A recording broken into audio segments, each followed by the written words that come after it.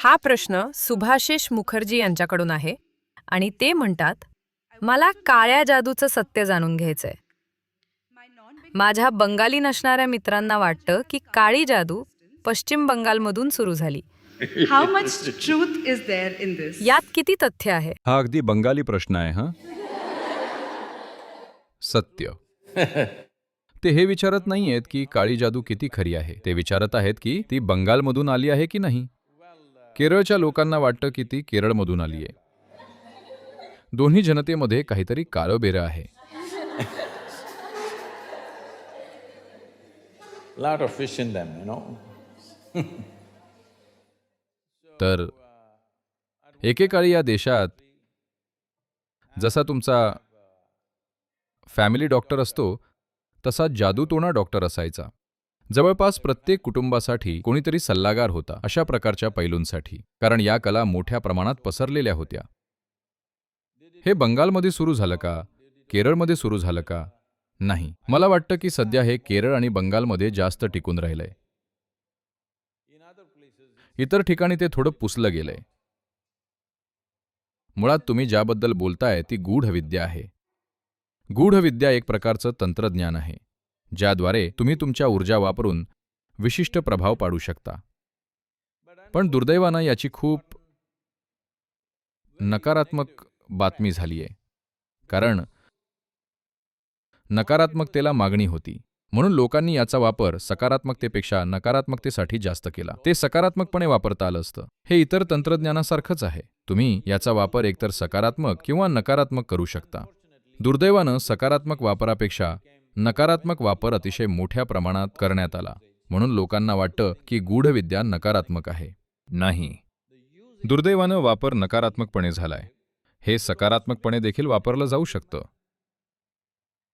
जेव्हा मी सकारात्मकपणे वापरलं जाऊ शकतं असं म्हणतो तेव्हा त्यामुळे तुम्ही जीवन बदलू शकता. तुम्ही लोकांना त्यांच्या आरोग्याच्या मानसिक त्रासातून बाहेर काढू शकता. अनेक गोष्टी केल्या जाऊ शकतात. त्याऐवजी बाजार प्रामुख्याने नकारात्मकच असल्याने याची नकारात्मक प्रतिमा तयार झालीय. गूढविद्या अशी आहे. पहा, सध्या सर्वांकडे फोन आहे.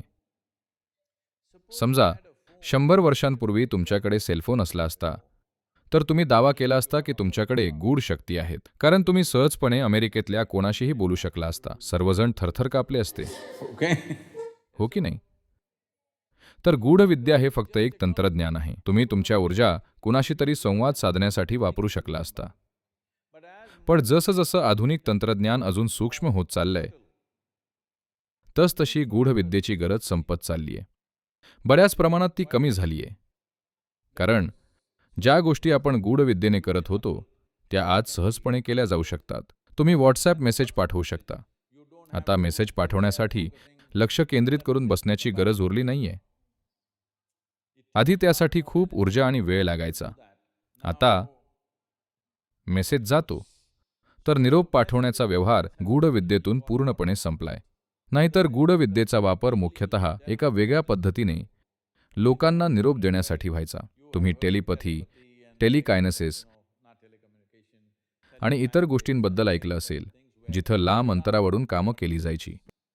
पण आजकाल या सर्व गोष्टी सध्याचं तंत्रज्ञान वापरून केल्या जातात. म्हणून गूढविद्या किंवा गूढविद्येची गरज आता संपत चाललीय. गरज नाहीशी होत आहे. कदाचित पूर्णपणे संपून जाईल. अशा काही गोष्टी आहेत ज्या एखादा करू शकतो. पण सर्वात महत्त्वाचं म्हणजे आपण जर एक असा समाज तयार केला की जिथे तुम्हाला दिलेल्या गोष्टी तुम्ही सकारात्मकपणे वापरताय, तर मग गूढविद्या ही प्रचंड शक्यता ठरू शकते. जसं तंत्रज्ञान ही अफाट शक्यता असू शकते. मी आधी सांगितल्याप्रमाणे बरंचसं तंत्रज्ञान हे शस्त्रास्त्र, स्फोटकं, अणुबॉम्ब आणि अधिकाधिक विध्वंसक गोष्टी तयार करण्यासाठी वापरलं जातंय. याच गोष्टी काहीतरी वेगळं करण्यासाठी वापरता आल्या असत्या, अतिशय सकारात्मक गोष्टी करता आल्या असत्या. पण तसं झालं नाही, कारण नकारात्मकतेला मागणी आहे. हेच गूढविद्येबाबत देखील घडलं असावं. तुमचा मुखर्जी मित्र. तर मला वाटतं जे मी ऐकलंय, आज देखील केरळ या गूढविद्येच्या वापरात सर्वात पुढे आहे. त्यानंतर पश्चिम बंगाल, त्यानंतर कदाचित ईशान्येकडची काही राज्यांमध्ये. हे आहे. पण तिथं ते खूप प्राथमिक स्वरूपात आहे. केरळची गूढविद्या बरीच प्रगत आहे. तुम्हाला बरीचशी गूढविद्या ही उत्तर अमेरिकेतल्या काही समुदायांमध्ये दिसून येईल. पण ते अगदी साधं आहे, प्रामुख्याने निरोप पोचवण्यापुरतं. पण आता त्यांच्याकडेही स्मार्टफोन आलेत. त्यामुळे हे सगळं कमी होतंय. मला वाटतं एकेकाळी काश्मीरमध्येही गूढविद्या होती. बंगाल, केरळ, ईशान्य भारत, आंध्र प्रदेश आणि ओरिसाचे काही भाग. पण आता मार्केट डाऊन झालंय.